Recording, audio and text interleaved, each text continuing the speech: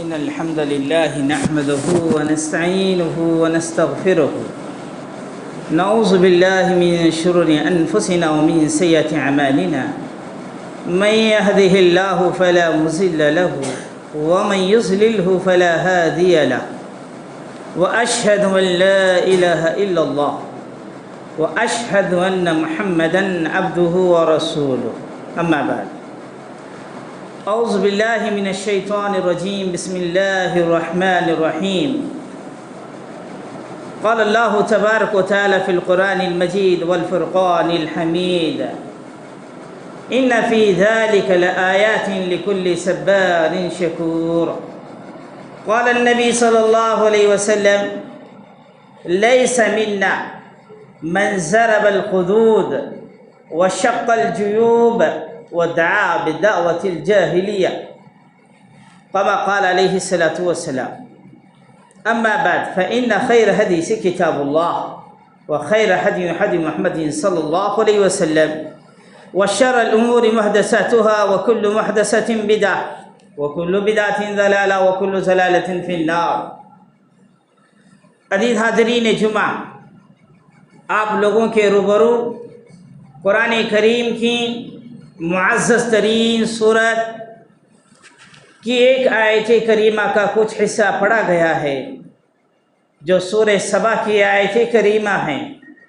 اس آیت کریمہ کی وضاحت سے قبل اس کی معنی و مطالب کو ذکر کرنے سے قبل ہر قسم کی تعریف و توصیف و کبریائی و بڑائی و بزرگی اس اللہ رب العالمین کے لیے لائق ہے، زیبا ہے، سزاوار ہے، جو خالق کائنات ہیں، مالک ارض و سماوات ہے.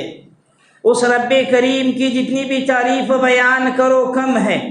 سبحان اللہ بحمدہ عدد خلقہ ورضا نفسہ وزینت عرشہ ومداد کلماتہ. بعد وہ رب کریم کی تعریف کے بعد اللہ رب العالمین نے انسانیت، قوموں، ملتوں، ساری دنیا کے لیے اللہ رب العالمین نے رشد و ہدایت کے لیے انبیاء و رسول کو روئے زمین پر مبعوث فرماتا رہا. اسی کی آخری کڑی جناب محمد مصطفیٰ صلی اللہ علیہ وسلم ہیں. آپ کے آخری نبی بن کر آنے پر رب کریم کی جانب سے آپ پر، آپ کے اصحاب پر، آپ کے آل پر، تابعین تبع تابعین پر من جانب اللہ رحمتیں ہوں، برکتیں نازل ہوتی رہیں. اور سامعین، اللہ کے رسول صلی اللہ علیہ وسلم کی تعریف حمد و ثنا کے بعد اب اصل موضوع جو آپ لوگوں کے روبرو واضح کرنا ہے، ذکر کرنا ہے، وہ موضوع ہے. عزیز سامعین، میں اور آپ جس جگہ پر بیٹھے ہیں سب سے افضل ترین جگہ ہے. جس دن میں اور آپ تشریف فرما ہیں، یہ جمعہ کا دن ہمیشہ کے لیے ببرکت، بعزت، خیر سے لبریز یہ دن ہے. اسی طرح سے جس مہینے میں ہم جو قدم رکھے ہوئے ہیں، زندگی گزر بسر ہو رہی ہے، بڑا مقدس دن ہے. اور اس کی جو تاریخ 10 محرم کی تاریخ کو جو آج دن ہے، وہ تاریخ بھی بڑی عظیم تاریخ ہے. اس کی تاریخ سے سائن کربلا کے واقعے سے اس کا کوئی تعلق نہیں ہے، کوئی تعلق نہیں ہے، کوئی لینا دینا نہیں ہے. اور اس سال سے یعنی محرم کی 10 تاریخ یا محرم کے مہینے سے نبی کریم صلی اللہ علیہ وسلم ہجرت کی، اس کی عظمت اور اس کی شان الگ ہے. اب اس کو سارے 10 محرم کو یا محرم کے مہینے کو لے کر آ کر کسی ایک خاص شخصیت، کسی ایک صحابی رسول، کسی ایک خاص جو واقعے کی طرف لوگوں کو ابارنا، اس کی طرف بے شمار کے خیالات، افکارات، نظریات پیش کرنا، شریعت اسلامیہ نے ہمیں اس کا کیا حکم دیا ہے، آپ ان آیات اور ان احادیث سے بخوبی اندازہ لگائیے. آئیے جی سامعین، دونوں پہلو کو اللہ رب العالمین نے قرآن کریم کی اس آیت کریمہ میں واضح کر دیا. اللہ رب العالمین نے فرمایا مومنوں کا شیوا، مومن کیسے ہوتے ہیں، مومنین کی زندگی کیسے ہوتی ہے، ان کے لیے لمحات، ان کے لیے حالات، ان کے لیے مہینے، ان کے لیے دن اس قدر اہمیت کے حامل ہوتے ہیں. اللہ رب العالمین نے ذکر کرتے ہوئے فرمایا ان فی ذلک لآیات لکل صبار وشکور۔ اللہ رب العالمین نے فرمایا اس میں مومنوں کے لیے بے شمار کی نشانیاں ہیں۔ دو لفظ ذکر کیے، صبر کرنے والے اور شکر گزار ہونے والے بندوں کے لیے۔ دونوں صفتیں اللہ رب العالمین نے زیادہ ہی مبالغہ، زیادہ ہی اہمیت کے طور پر اللہ نے استعمال کیا، صبار اور اللہ رب العالمین نے شکار کے الفاظ استعمال کیے قرآن کریم میں۔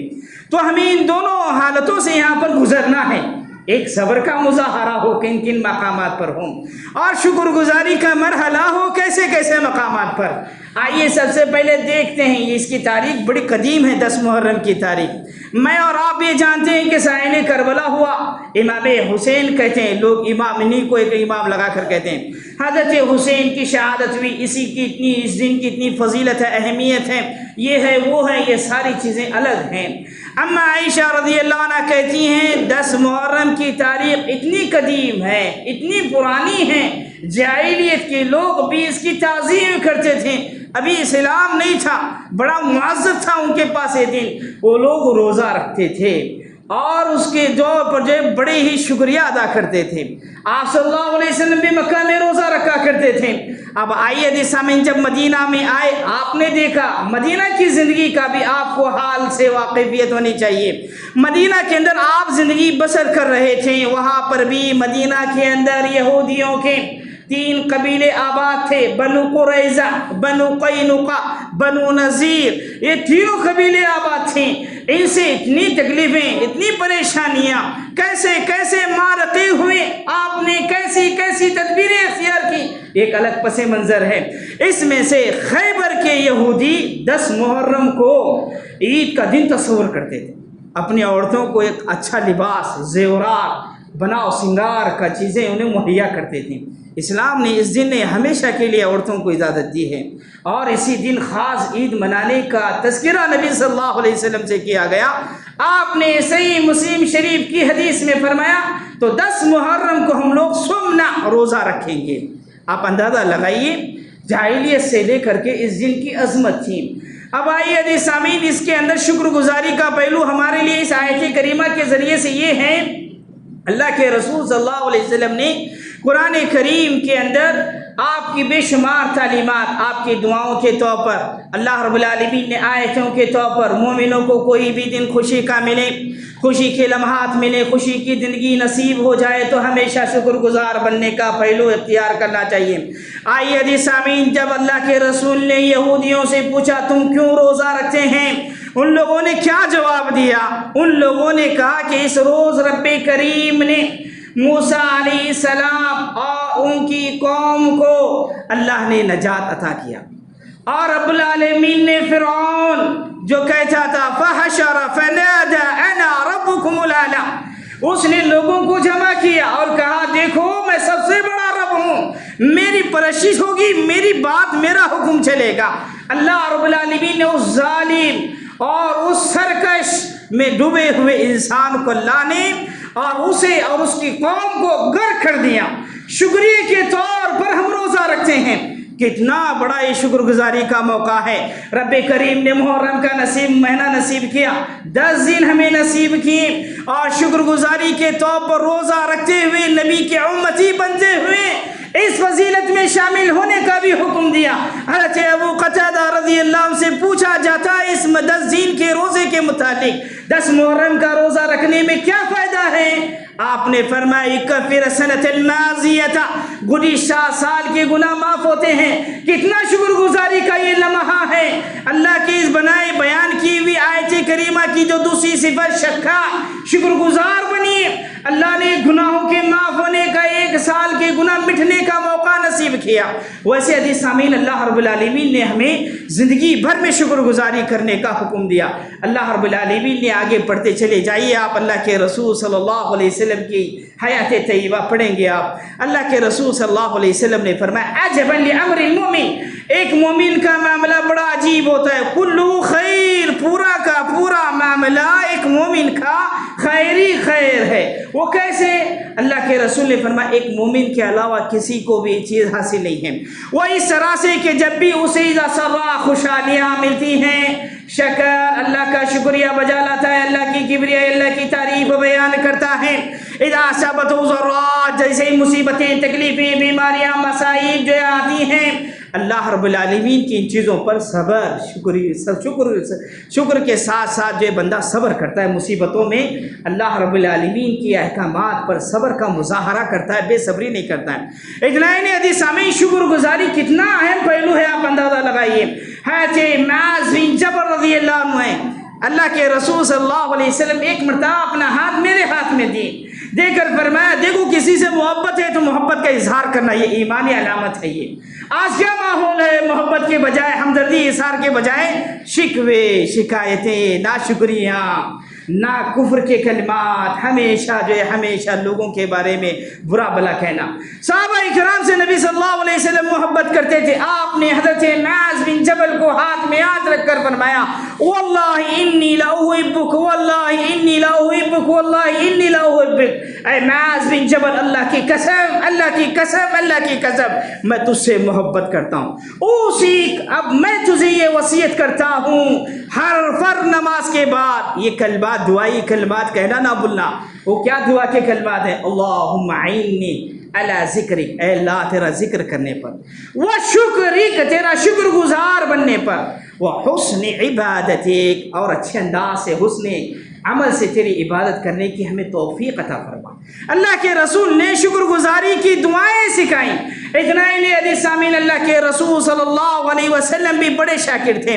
آپ صلی اللہ علیہ وسلم کی دعاؤں میں سے یہ دعا تھی، آپ صلی اللہ علیہ وسلم جب بھی اللہ کے دربار میں ہاتھ اٹھاتے تھے، کہتے تھے ربی جعلنی، اے پروردگارا مجھے بنا تو شکارن، سب سے زیادہ شکر کرنے والا، لک ذکارن، تیرا ذکر کرنے والا، اور تیری تعلیمات پر صبر کرنے والا بنا۔ یہ تعلیمات اندازہ لگائیے آپ، شکر گزاری ہے ہمیں ہمارے اندر آنا چاہیے، ہر شخص کے اندر شکر گزاری آنا چاہیے۔ ایک باپ ہے اپنے بیٹوں کو جو خدمت کر رہا ہے، بیٹے باپ کی خدمت سے اللہ شکر ہے، ماں باپ نے خدمت کی، یہ تعلیم دی۔ وہیں پر جو اولاد ماں باپ کی خدمت کا موقع مل رہا ہے، وہ شکر گزاری ادا کرنا چاہیے۔ اور جو ایک قوم کے اندر ہم رہتے ہیں، وہاں پر ہماری شادی بیاہیں ہوتی ہیں، بیوی ہے، شوہر باہر ہے، کام کاج محنت مشقت کر کے آ رہا ہے، شکر گزاری کرنا چاہیے۔ وہیں ایک شوہر اپنی بیوی کے کام کاج، کھانے پینے، دھونے لینے، بیوی اپنے بیٹوں کی پرورش پر اس کا شکر گزار ہونا چاہیے۔ ویسے ہم میں سے ہر شخص شکر گزاری سے زندگی بسر کرنا چاہیے۔ یاد رکھیے شکر گزاری میں اللہ کی رحمتیں نازل ہوتی ہیں۔ یہ کتنا بڑا 10 دن محرم کا یہ دن کتنا اہم ترین دن ہے، ہم شکر گزاری ادا کرنے کے لیے ہمیں سبق مل رہے ہیں، ہم ناشکری کے سارے پہلو اختیار کرتے ہیں۔ یاد رکھیے جس قوم میں ناشکری آتی ہے، اللہ رب العالمین نے سورہ ابراہیم میں فرمایا لئن، اللہ رب العالمین نے حکم دیا لئن اشکرتم لازیدنکم ولئن کفرتم ان عذابی لشدید۔ یاد رکھو اگر تم شکر گزاری کرو گے تو میری نعمتوں میں اضافہ ہوگا، اگر ناشکری کرو گے تو میری نعمتیں کم ہو جائیں گی۔ اللہ رب العالمین نے سورۃ النحل کی آیت نمبر 112 میں اللہ نے کہا ضرب اللہ قریۃ، اللہ نے ایک بستی والوں کی مثال بیان کی۔ اللہ رب العالمین نے کہا ہر چار جانب سے ان کے لیے پانی مہیا ہو رہا تھا اور انہیں رزق فراہم ہو رہا تھا، جیسے انہوں نے اللہ کی ناشکری کی، اللہ نے تہس نہس تباہ برباد کر دیا۔ اگر آپ کو شکر گزاری کیسی چیز ہے، ناشکری سے کیا کیا تباہیاں آنا چاہتی ہیں، جاننا چاہتے ہیں آپ، تو عزیز سامعین اٹھائیے سورہ سبا کو اٹھائیے آپ اور بلقیس کا واقعہ پڑھیے، آیت نمبر 15، 16، 17۔ اللہ رب العالمین نے کہا ان کے مسکنوں کے اندر رہنے والوں کے لیے بڑی نشانیاں ہیں، دائیں بائیں باغات تھے، پانی کے ٹھہرنے کے ذرائع تھے، بلدۃ طیبہ، اللہ نے کہا پاکیزہ شہر تھا، کسی قسم کا کوئی بھی جو اتنے باغات میوے و جات کے اتنے جو ہے وہاں پر جو ہے ہدیے تھے، باغات تھے کہ کوئی بھی کیڑا مچھر وہاں پر کوئی بھی بیماری نہیں پھیلی ہوئی تھی۔ جیسے ہی انہوں نے اللہ کی ناشکری کی، جو باڑ پانی کو روکے ہوئے تھے سارے ٹوٹ گئے، ساری بستی تباہ برباد ہو گئی، جو ہے پاکیزہ شہر جا کر خبیث شہر ہو گیا، وہاں پر کیڑے مچھر کی کوئی چیز نہ تھی، سارے خطرناک جو جراثیم وہاں پر جو جانور پیدا ہونے لگے، وہاں پر پھلات اور ثمرات جو میوہ جات اٹھا کرتے تھے، اللہ کی ناشکری کی وجہ سے خاردار کانٹے اگنے لگ گئے۔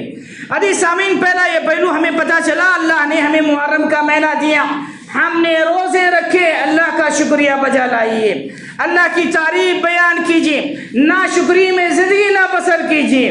ناشکری یہ کفران نعمت ہے۔ اللہ رب العالمین کی رحمتیں، رب کی برکتیں، رب کی نوازشیں رکنے کا سبب ہے۔ ہمیشہ زندگی میں کبھی بھی مصیبت آئے، پریشانی آئے، رہنے سہنے کے لیے جو بھی میسر ہو، اللہ کا شکر ہے، اللہ کی تعریف ہے، اللہ کی کبریائی ہے، یہ آپ بیان کریں۔ آئیے اس کے دوسرے پہلو کو ہم واضح کرنے کی کوشش کریں گے شکر گزاری کی چند باتوں کے ساتھ ساتھ۔ شکر ہمیں صبر کرنا ہے۔ صبر کیسے کرنا ہے؟ انسان کو جو ہے کبھی جو اللہ رب العالمین نے سورہ بقرہ میں کہا ہم ضرور آزمائیں گے، آزمائشیں بہت ساری چیزوں سے آتی ہیں۔ اللہ رب العالمین کبھی بھوک سے، کبھی جو ہے خوف سے، کبھی پھلوں میں کمی کی وجہ سے، اور کبھی موتوں کے مرنے کی وجہ سے، جانے کی وجہ سے ہوتی ہیں۔ اب کسی کا مرنا جو ہے کبھی حادثے کے طور پر ہوتا ہے، کبھی فطری طور پر ہوتا ہے، کبھی جو انسان کو کوئی مرض لے کر چلے جاتے ہیں، کبھی وبائیں انسان کو مار دیتی ہیں، بے شمار کی موتیں ہوتی ہیں۔ اللہ رب العالمین نے جس کی قدر و منزلت جو اللہ رب العالمین جاتا ہے ویسے ہوتی ہیں، لیکن موت کے ہونے پر اسلام نے ہمیں جو تصور پیش کیا، اسلام نے جو ہمیں نقطۂ نظر پیش کیا وہ یہ ہے، اللہ رب العالمین نے فرمایا الذین اذا اصابتهم مصیبہ، یقیناً مومنوں کو جب کوئی مصیبت نازل ہوتی ہے وہ لوگ کیا کہتے ہیں؟ قالوا انا للہ وانا الیہ راجعون، اے پروردگارا یہ تیری ہی چیز ہے اور تو نے لے لی اور ہم سب کو لوٹ کر تیرے ہی پاس آنا ہے۔ کوئی دنیا میں کوئی شے، کوئی مخلوق، کوئی انسان، کوئی ہمیشہ رہنے کے لیے نہیں آیا، ہر ایک کی موت ہے۔ اب آئیے انہی میں سے بے شمار کے سامعین اب محرم کی تاریخ پڑھیں گے، کتنے جلیل القدر انبیاء، جتنے جلیل القدر جو صحابہ کرام کی وفات ہوئی اور وہ شہید ہوئے آپ کو پتہ چلے گا۔ ایک محرم کے اندر خلیفہ ثانی عمر بن خطاب رضی اللہ عنہ کی شہادت ہوتی ہے۔ ان کی زندگی، ان کے کارنامے پڑھیے، رونگٹے کھڑے ہو جائیں گے۔ کیسے خلافت، کیسا عدل، کیسی ان کی حکومت، کیسے ان کے اندر رعایا کا حقوق ادا کرنا اور ان کا رعایا کے ساتھ کیسا سلوک تھا، بڑی داستان ہے۔ آئیے اب ان سارے واقعات کو، ایک محرم کو حضرت عمر بن خطاب کی شہادت ہوتی ہے، اسی طرح سے حضرت زید، اسی طرح سے حضرت حمزہ، اسی طرح سے حضرت خبیب، بڑے بڑے جلیل القدر صحابہ کرام کی شہادتیں، وفات جو ہو جاتی ہیں، لوگ ان کا ماتم نہیں پیٹتے، جب ان کا خون نہیں کھولتا، جب ان کے اندر جوش اور ولولہ نہیں آتا۔ جیسے ہی 10 محرم آتی ہے، حضرت حسین کے نام پر بڑا ولولہ، بڑا جوش، بڑا خوش اور بڑی ماتم کے ولولے ان کے اندر پائے جاتے ہیں۔ اس کی کیا حقیقت ہے آپ اندازہ لگائیے۔ اگر ہمیں ماتم کرنا چاہیے تو نبی صلی اللہ علیہ وسلم کی وفات پر کرنا چاہیے تھا، لیکن اللہ کے رسول نے حکم نہیں دیا، صحابہ اکرام نے نہیں کیا۔ ہم نے صحابہ اکرام کی سنت، علیکم بسنت خلفائے راشدین کے طریقے کو اپنا کر ہم نے نہ تو ماتم نہ تو جشن کوئی رائج نہیں کیا۔ اگر عزیز سامعین اس سے بڑھ کر آپ کو وفات منانا تھا تو حضرت عمر بن خطاب رضی اللہ عنہ کی شہادت پر مناتے تھے، حضرت عثمان غنی کی شہادت پر مناتے تھے۔ ہم نے غم کو ایک طرف کر دیا، ہم نے ایک الگ اسلام میں تصویر کشی کی۔ آئیے عزیز سامعین، یہ وفات ہونے پر اسلام نے ہمیں یہ حکم دیا ہے آپ انا للہ و انا الیہ راجعون کہیں، اور مزید بڑھ کر آپ یہ دعا کر سکتے ہیں اللہم اجرنی فی مصیبتی واخلفنی خیرا منہا۔ اب آئیے عزیز سامعین، اس کے ساتھ ہی جو ہے حضرت حسین رضی اللہ عنہ کے بارے میں کہتے ہیں، ان کی وفات 5 شعبان، ان کی جو پیدائش، حضرت حسین رضی اللہ عنہ کی پیدائش جو ہے 5 شعبان 4 ہجری میں ہوتی ہے، اور ان کی جو پیدائش کے بعد نبی صلی اللہ علیہ وسلم سے بڑی محبت تھی۔ لوگ ہمیں کہتے ہیں کہ ہم حضرت حسین اور حسین سے، آل بیت سے محبت نہیں کرتے۔ آئیے ان کی محبت کی داستان سنیے۔ حضرت عطا بن یسار رضی اللہ عنہ کہتے ہیں اللہ کے رسول صلی اللہ علیہ وسلم نے کبھی حضرت حسین، کبھی حضرت حسین کو ایک کندھے پر، کبھی اس کندھے پر رکھا۔ اللہ کے رسول صلی اللہ علیہ وسلم نے فرمایا اللہ کے رسول آپ ان سے اتنی محبت کرتے ہیں، تو آپ نے فرمایا اے اللہ تو گواہ رہنا، میں ان سے محبت کرتا ہوں، تو بھی ان سے محبت کر۔ ہم ان سے محبت رکھتے ہیں۔ اتنا ہی حضرت ابو ہریرہ رضی اللہ عنہ سے دوسری روایت ہے، اللہ کے رسول صلی اللہ علیہ وسلم کہتے ہیں ایک کندھے پر حضرت حسن، ایک کندھے پر حضرت حسین تھے۔ آپ دونوں سے محبت، دونوں سے جو بوسہ لیتے تھے، پیار و محبت سے پیش آتے تھے۔ اللہ کے رسول صلی اللہ علیہ وسلم نے فرمایا جو ان سے محبت رکھتا ہے وہ مجھ سے محبت رکھتا ہے، جو مجھ سے محبت رکھتا ہے وہ اللہ سے محبت رکھتا ہے، جو ان سے بغض رکھتا ہے، عداوت نفرت کرتا ہے وہ مجھ سے کرتا ہے، جو مجھ سے کرتا ہے وہ اللہ سے کرتا ہے۔ اللہ کے رسول نے فرمایا یہ میرے دنیا کے دو پھول ہیں۔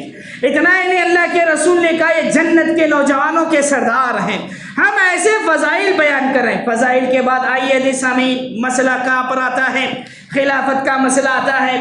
حضرت معاویہ رضی اللہ عنہ کے انتقال کے بعد ان کا بیٹا، معاویہ کے بیٹے یزید، ادھر جو ہے علی رضی اللہ عنہ کے دو بیٹے حضرت حسن اور حضرت حسین، حسین رضی اللہ عنہ کے بابت پیشن گوئی ہے اللہ کے رسول کی کہ یہ شہید ہو جائیں گے۔ اب جو ہے انہوں نے جو ہے حضرت یزید کی بیعت کی خلافت کا سلسلہ شروع ہوا۔ بیعت کی خلافت کا سلسلہ شروع ہونے کے بعد عزیز سامعین آپ یہ تاریخ پڑھتے جائیں گے، آپ جو ہے ہجری 55 کے بعد کے حالات ہیں، یہ ساری چیزیں آپ کو 61 ہجری تک لے جا کر رکھائیں گے، ان کی وفات تک، ان کی شہادت، یہ شہید ہونے تک۔ آپ حضرت حسین رضی اللہ عنہ دیکھ رہے ہیں کہ یزید کی جو خلافت کا زور چلتا جا رہا ہے، زور چلتا جا رہا ہے۔ ادھر کوفہ کہاں کا علاقہ ہے؟ ملک عراق کے اندر ایک شہر ہے، اس کا نام ہے کوفہ۔ کوفہ کے لوگ جو کبھی بھی قابل اعتماد، قابل بھروسے والے نہیں ہیں۔ میں مختصر سی باتیں بتا کر آپ کو اس واقعے کی طرف لے جا رہا ہوں۔ اس کے واقعے کو اتنا لمبا کھینچنا، اس میں جو بڑاؤ چڑھاؤ کرنا، اسی کو اتنا بیان کرنا کہ جو سیرت کے اندر، تاریخ کے اندر سارے واقعات، سارے صحابہ اکرام کی صحابہ زندگیوں کی درخشاں پہلو کو مد نظر رکھ دینا، اسی واقعے کو پیش کرنا، یہ بھی خلاف ہے، سنت ہے، یہ بھی ان کی شانوں میں بے ادبی ہو جائے گی۔ آئیے خلافت کا واقعہ چلتا ہے۔ اب ادھر کوفہ کی جانب سے انہیں ایک نہیں، دو نہیں، تین تین، چار چار بوریے بھر بھر کر لیٹر آتے ہیں، آپ آئیے ہم آپ کے ہاتھ پر بیعت کریں گے۔ ادھر جو اس وقت جو گورنر تھے، یہ تو یزید تو جو دمشق کے اندر تھے، کوفہ کے اندر اس نے عبید اللہ بن زیاد کو گورنر بنایا۔ ان کے ماتحت میں ان کی ترجمانی کرنے، حضرت حسین کی ترجمانی کرنے کے لیے عمر بن سعد بن ابی وقاص رضی اللہ عنہ تھے۔ انہوں نے جو آنے کے بعد، اس سے پہلے حضرت حسین رضی اللہ عنہ کوفہ کے حالات وہاں کے جائزہ لینے کے لیے مسلم بن عقیل کو بھیجتے ہیں۔ یہ جب آئے تو دیکھتے ہیں کہ یہاں کے حالات تو پہلے جو بڑے بڑے سازگار نظر آئے۔ وہ لیٹر لکھتے ہیں، سازگار ہونے کے بعد جیسے صبح ہوتی ہے، ایک دو دن گزرتے ہیں، عبید اللہ بن زیاد کی دھمکیوں کی وجہ سے جو سپورٹر تھے مسلم بن عقیل کے سارے چھڑ جاتے ہیں۔ انہیں بھی جو ہے اسی طرح حالات پیش آتے آتے وہ بھی جو ہے شہید کر دیے جاتے ہیں، مارے جاتے ہیں۔ انہوں نے لیٹر لکھ کر دیا کہ ایک خط جو ہے حضرت حسین کو پہنچایا جائے۔ کوفہ کے حالات، کوفہ کے لوگ، یہاں کے شہر والے آپ کے موافق نہیں ہیں، آپ نہ آئیں۔ جیسے ہی حضرت حسین رضی اللہ عنہ مدینہ چھوڑ کر جا رہے، صحابہ کا جذبہ دیکھیے، صحابہ نے کسی صحابی کے بارے میں تان و تشریح نہیں کی، ان کے مقام، ان کے رتبے کو نہیں گزارا۔ ان کے سواری کے سامنے حضرت عبداللہ بن عباس، حضرت جابر بن عبداللہ، حضرت ابو الواقد اللیثی، حضرت جو ہے سعید بن ابی خدری رضی اللہ عنہ، اسی طرح سے جو ہے حضرت سعد بن ابی وقاص، ایسے جلقل صحابہ کراموں کے سواریوں کے سامنے آ کر کہتے ہیں آپ کوفہ کی طرف نہ جائیں، کوفہ کی طرف سفر نہ باندھیں۔ لیکن حضرت حسین اپنی بات پر، اپنے اجتہاد پر، اپنے اعتماد پر، کوفہ والوں کے بھروسے پر چل پڑتے ہیں۔ راستے ہی میں پتہ چلتا ہے کہ مسلم بن عقیل کا انتقال ہو گیا، وہ چلے گئے، آپ کو نہ آنے کی خبر دے گئے ہیں۔ تو اب وہاں پر مسلم بن عقیل کے بھائی تھے، انہوں نے کہا اب اس لیٹر سے پتہ چلتا ہے کہ ہم اپنے مدینہ واپس جانا چاہیے، حالات سازگار رہیں، آگے نہیں جانا چاہیے۔ لیکن مسلم بن عقیل کے بھائیوں نے یہ بات ٹھان لی جب تک بدلہ نہیں لیں گے یا انتقام نہیں لیں گے یا جان گنوانا دیں گے، واپس جانے کا کیا معنی، کیا مطلب۔ اب اس جذبے کو دیکھ کر حضرت حسین رضی اللہ عنہ بھی سوچ لیا، انہوں نے کہا کہ اب تمہارے بنا میرا کیا ہے دنیا میں جینا، ان کے ساتھ چلتے ہیں۔ جانے کے بعد عزیز سامعین، وہاں کے گورنر کوفہ کے عمر بن سعید بن ابی وقاص انہیں تدبیروں کے سامنے یہ تدبیریں پیش کرتے ہیں۔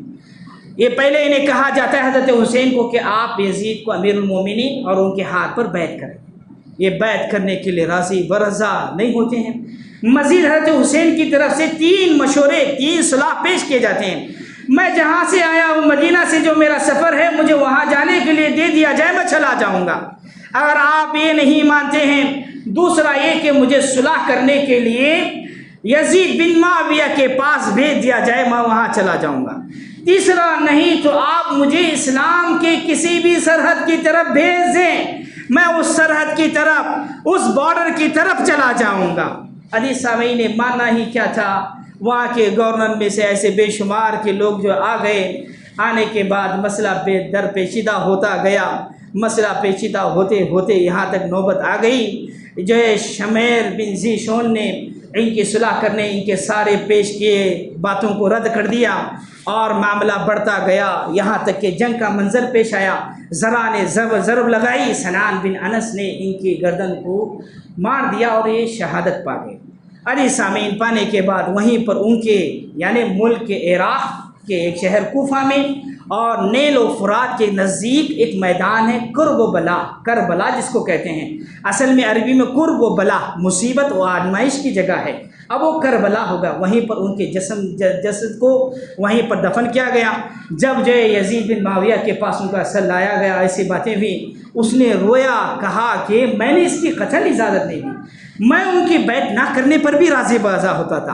ان کے اہل و عیال کو بڑی شاہی اعزازات سے پھر مدینہ کی طرف روانہ کیا، اور جس نے انہیں قتل کیا تھا اس کو بھی بدلے میں قتل کرنے کا حکم دیا۔ ایسے عظیم تاریخیں، یزید بن معاویہ کی بھی بڑی تاریخ ہے۔ اللہ کے رسول نے فرمایا قیصر کی طرف سب سے پہلے جو قسطنطنیہ پر حملہ کرنے میں جو لوگ بھی شریک ہوں گے اور سب کے سب ان کے گناہ معاف کر دیے گئے ہیں۔ یہ قیصر قسطنطنیہ کے کمانڈر تھے یزید بن معاویہ۔ اتنی بڑی بشارت انہوں نے حاصل کی ہے۔ آج ہمیں تاریخ کا علم نہیں، آج ہمیں جو سیرت کا علم نہیں، آج ہمیں صحابہ اکرام کے جنگیں ان کے حالات کا علم نہیں ہے۔ ہم کبھی معاویہ رضی اللہ عنہ پر کاتب وحی پر، کبھی ان کے بیٹے یزید پر، کبھی ہم جو ایسے جلد صحابہ اکرام پر تان تشنیع اور لفظ کشائی کرتے ہیں، یہ بڑی جرات کا کام ہے۔ اللہ رب العالمین نے ایسے لوگوں کے بارے میں سرٹیفکیٹ دی ہے، رضی اللہ عنہم ورضوا عنہ، اللہ ان سے راضی وہ ان سے راضی ہیں۔ محمد رسول اللہ، یہ اللہ کے رسول صلی اللہ علیہ وسلم کے ساتھی ہیں۔ ہمیں زیبا نہیں دیتا، ہمیں یہ شان نہیں ہے کہ ہم جو ان کے بارے میں لفظ کشائی کریں۔ اور اس واقعے کو اتنا جاننے، اتنا تحقیق کرنے، اتنا پھیلانے، اتنا نشر و اشاعت کرنے میں کچھ فائدہ نہیں ہے۔ اس سے بڑی بڑی تاریخیں پڑھیے آپ، حضرت عمر رضی اللہ عنہ، حضرت ابوبکر صدیق، حضرت عثمان رضی اللہ عنہ کی خلافتیں کیسی تھیں، ان کی جو زندگی گزارنے کا طریقہ کیسا تھا۔ اب آئیے حدیث سامعین، یہاں پر تعزیہ کی ایک بات کہہ کر میں اپنی بات کو ختم کرتا ہوں۔ تعزیہ بنانا، تعزیہ کسے کہتے ہیں؟ صبر کرنے کا حکم دیا کسی مرنے پر، تعزیہ کہتے ہیں۔ اسلام کا ایک فریضہ ہے یہ، جب کسی گھر میں مر جائیں، وہاں کے بیٹے، وہاں کی جو بیٹیاں بھائی بہنوں کو جا کر تسلی والے کلمات دیں، حوصلے والے الفاظ کہیں، صبر کی زندگی گزارنے کی تلقین کریں، یہ اسلام حکم دیتا ہے۔ اب اس سے ہٹ کر حدیث سامعین جو یہ تعزیہ بنانے کا سلسلہ شروع ہوا۔ 1 صدی، 200 صدی، 300 صدی آپ پڑھ لیں، 340 صدی ہجری گزر گئی۔ 340 صدی کے بعد 341 ہجری شروع ہوتی ہے، وہاں پر فاطمیوں کا دور شروع ہوتا ہے۔ فاطمیوں کے خلافت کے اندر مختار عباس الثقفی جو ہے اس چیز کو رائج کرنے لگ جاتا ہے۔ ایک شخص جو یہ کہنے لگتا ہے کہ میرے اندر حضرت علی آ گئے، ان کی روح آ گئی، اور ایک اس کی بیوی کو کہتا ہے ان کے اندر حضرت فاطمہ کی روح آ گئی۔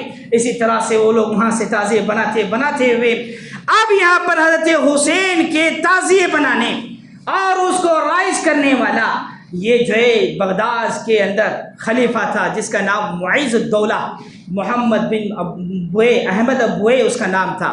احمد بن بوئے نے سن جو 351، 52، 53 ان ساری ہجریوں میں اس کو رائج کر دیا۔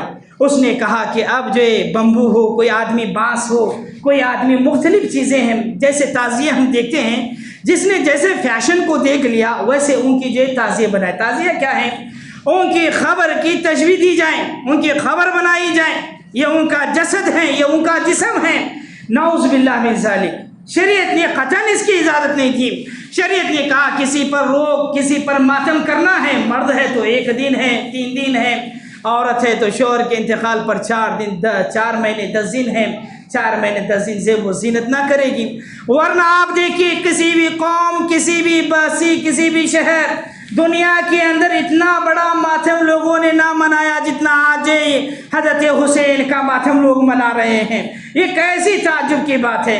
اب ایسے ہی پھیلتے پھیلتے احمد بوئے کی اس کارستانیوں نے تعزیے بناتے بناتے ہندوستان میں بھی مغلیہ سلطنت آئی اور تیمور کی سلطنت آئی، لکھنؤ تھے۔ ایسے یہاں پر آپ دیکھیں تاریخی مقامات ہیں، شیعہ کے ساری حکمرانی تھی، انہوں نے جو ہے اسے ایک عید کا تہوار سمجھ کر لوگوں کو 10 محرم میں کاروبار بند کر دیے جائیں، دکانیں بند کر دی جائیں، عورتیں اپنے بال کھلا رکھیں، اپنے گرے بان چیکیں اور کالا لباس پہن لیں اور فلاں کا گھوڑا بن جائیں اور فلاں تاریخ کو جو ہے لوگ جو ہے ان تازیوں کو لے کر روڈ پر نکل جائیں، یہ سارے خرافات شروع کر دیں۔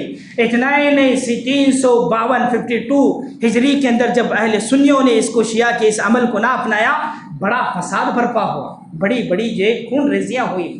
آپ آج کے اخبار میں اٹھا کر پڑھیے، اب کل پاکستان کے اندر یہ جلوس جا رہا تھا، دھماکہ ہو گیا، 50 لوگ زخمی، 5 لوگ مر گئے۔ شریعت نے کبھی بھی کسی بھی جان کو ضائع کرنے کا حکم نہیں دیا۔ ادھی سامعین، وہ تعزیہ جو بناتے ہیں اس میں کیا عقیدہ ہوتا ہے؟ پہلا عقیدہ یہ ہوتا ہے کہ اس خبر کے اندر، اس تعزیے کے اندر حضرت حسین کی روح آ رہی ہے، نعوذ باللہ من ذالک، عالم برزخ کا مسئلہ ہے، قیامت آئے گی تب روحیں اٹھیں گی۔ یہ عقیدہ رکھنا اللہ کے رسول صلی اللہ علیہ وسلم دونوں کتاب و سنت کے سراسر خلاف ہے۔ اور حدیث سامعین، دوسرا عقیدہ یہ ہوتا ہے ہم سجدہ کرتے ہیں، ہم سجدہ کرتے ہیں، اللہ رب العالمین نے فرمایا اللہ کے علاوہ کسی کو بھی تعظیمی سجدہ ہو یا عبادت کا سجدہ ہو حرام ہے شریعت میں۔ تیسرا عقیدہ یہ ہوتا ہے، یہ تعزیے کے اندر آپ دیکھیے جب بھی آتا ہے لوگ پانی ڈالتے ہیں، کوئی اپنے بچوں کو نیچے سے گزارتا ہے، کوئی طواف کرتا ہے، کوئی آدمی منتیں مانگتا ہے۔ آپ عجیب عجیب دیکھتے جائیں گے، آپ ویڈیو دیکھیں گے، آپ کوئی ایک شخص ہے وہ پورے آنے والے حالات، سال بھر کے حالات بیان کرتا ہے۔ نعوذ باللہ، عالم الغیب اللہ ہے، اللہ کے علاوہ کوئی غیب نہیں جانتا ہے۔ اس طرح سے عقیدے رکھنا کہ حاجتیں، مرادیں، نیتیں، ضرورتیں، اولاد سب دینے والے یہی چیز ہے۔ نعوذ باللہ، آپ نے اللہ کی شان میں غصہ کی۔ اللہ تعالیٰ کی شان جب جلالت میں آئے، اللہ نے فرمایا آسمان پھٹ جائے، زمین میں دراڑ آ جائے اور تم زریزے پہاڑ ریزہ ریزہ ہو جائیں، اندعوا للرحمن، تم نے رحمان کے لیے اللہ کے لیے شریک بنا دیا۔ لوگ عقیدہ یہ رکھتے ہیں کہ آج کے دن ہم جو ان تعزیوں کے ساتھ نکلیں گے اور جو ہم ان کے ساتھ جو نکلیں گے تو ہماری ساری مشکلیں دور ہو جائیں گی۔ یہ غلط عقیدے ہیں۔ اور اتنا ہی نہیں سامعین، اللہ کے رسول نے فرمایا بے شمار کی باتیں ہیں اس کے اندر، یاد رکھیے اسلام کے دین سے جو احترام جو دیا جاتا ہے اس کا کوئی تعلق نہیں، اس کا تو روزے سے تعلق ہے۔ جب سے آسمان و زمین بنایا گیا تب سے اس مہینے کا مقدس مانا جاتا ہے۔ اور لوگ جو ماتم کرتے ہیں، ماتم کیوں کرتے ہیں؟ آپ خوشی منائیے، اللہ نے نجات دی ظالموں سے۔ آپ بھی شکریہ کے روزے رکھ کر رب کے دربار میں گڑ گڑائیے، دعا کیجیے اللہ وقت کی حکومتیں، ظالم حکومتیں ہماری بیٹیوں کو، ہمارے نوجوانوں کو لو جہاد ہو، کئی طالبان کا یہ شوشہ شروع ہو گیا، یاد رکھیے ویڈیوز ہیں، ان کے رجحانات کی طرف نہ جائیے۔ کئی لوگوں کو ان کیسوں میں پہلے بھی پھنسایا تھا، 2005 سے لے کر کے آج بھی پھنسائیں گے یہ لوگ۔ اسی طرح سے کبھی مندر کے نام پر، کبھی مسجد کے نام پر ہمیں گھیراؤ کیا جا رہا ہے۔ اللہ کے دربار میں شکریہ اللہ، جیسے تو فرعون ظالم سے نجات دی تھی، آج کے موجودہ ظالم حکمرانوں سے تو بھی ہمیں نجات دے، ہمیں بھی شکریہ ادا کرنے کا موقع تو ہمیں نصیب کر۔ ایسے آپ دعائیں کریں، ایسے آپ صدائیں کریں رب کے دربار میں، بجائے اس کے کہ ماتم بنائیں۔ یاد رکھیں اللہ کے رسول نے صلی اللہ علیہ وسلم نے فرمایا جس نے اپنے گریبان کو مارا، اپنے جو پیشانی، اپنے رخسار کو پیٹا اور اپنے بال نوچے، فلیس منا، وہ ہم میں سے نہیں ہے، مسلمان کا عمل ہرگز نہیں ہے۔ اتنا ہی نہیں، آپ نے فرمایا 4 جاہلیت کے 4 امر، 4 کام جو میری قوم ہے اسے نہ چھوڑیں گی۔ ایک خاندانوں میں فخر کرنا، ان میں تان و تشنی کرنا، اور تیسرا ہے کہ ستاروں کو دیکھ کر جو فال نکالنا، اپنی قسمت سمجھنا۔ چوتھی چیز مرنے والوں پر نوحہ کرنا۔ اگر یہ مرنے سے پہلے توبہ نہ کریں گے، اللہ نے فرمایا، اللہ کے رسول صلی اللہ علیہ وسلم فرما رہے ہیں کہ تارکول، ایسی بیماری، خارش والا لباس انہیں لایا جائے گا۔ حضرت جعفر رضی اللہ عنہ کا انتقال ہوا، عورتوں کو رونے کا حکم اللہ کے رسول نے نہیں دیا، رک جاؤ، پھر بھی رو رہے تھے۔ اللہ کے رسول نے کہا ایسے سارے ماتم کرنے والوں کو لے جا کر راکھ ڈال دو، اللہ کے رسول صلی اللہ علیہ وسلم نے کہا ان سے میرا تعلق نہیں۔ صحابہ کے بھی جذبہ دیکھیے، آج ہمارے نوجوان ہیں راتوں رات جا کر دیکھتے ہیں، راتوں رات جا کر اس میں شریک ہونا، ٹھہرنا، کیسا ہو رہا ہے ہم کر رہے نہیں، دیکھنے میں کیا حرج ہے؟ ہم وہاں نظر و نیاز نہیں بھیج رہے، گھر میں پکا کے کھانے میں کیا حرج ہے؟ اس حدیث کو یاد رکھیے، صحابہ کے جذبے کو۔ حضرت ابو موسیٰ اشعری رضی اللہ عنہ ہیں، کبھی بیماری کی حالت میں کبھی ہوش آ رہا ہے، کبھی ہوش نہیں آ رہا ہے، ان کا سر ان کی بیوی کے گود میں ہے، جیسے ہوش آتا ہے تو کہتے ہیں جس سے رسول صلی اللہ علیہ وسلم نے بیزاری کا، لا تعلقی کا اظہار کیا، میں بھی تجھ سے اس کا بیزاری کا، لا تعلقی کا اظہار کرتا ہوں۔ اللہ کے رسول نے گرے بادشاہ کرنے، رخسار پیٹنے، اپنے چہرے کو پیٹنے اور مرنے والے پر رونے سے اپنے آپ کو بری کہا، اس سے میرا کوئی تعلق نہیں کہا، میں بھی تمہارے اس عمل سے بیزار ہوں، رب کریم مجھے قیامت کے روز پکڑے گا تو میں کہوں گا اس سے میرا کوئی تعلق نہیں۔ آپ اندازہ لگائیے، آج تو یہ شیعہ مناتے تھے سمجھتے تھے، آج سنی لوگ ہی اسے اٹھاتے ہیں۔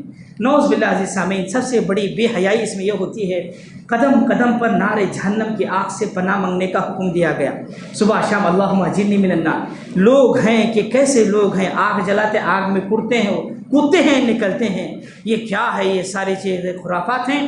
رب کریم سے دعا گو ہوں اللہ رب العالمین ہمیں شکر گزاری کرتے ہوئے کتاب و سنت کی باتوں پر عمل پیرا ہونے کی توفیق عطا فرمائے۔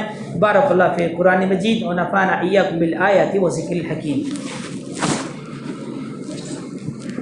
ان الحمد لله نحمده ونستعينه ونستغفره ونعوذ بالله من شرور انفسنا ومن سيئات اعمالنا، من يهده الله فلا مضل له ومن يضلل فلا هادي له، واشهد ان لا اله الا الله واشهد ان محمدا عبده ورسوله، اما بعد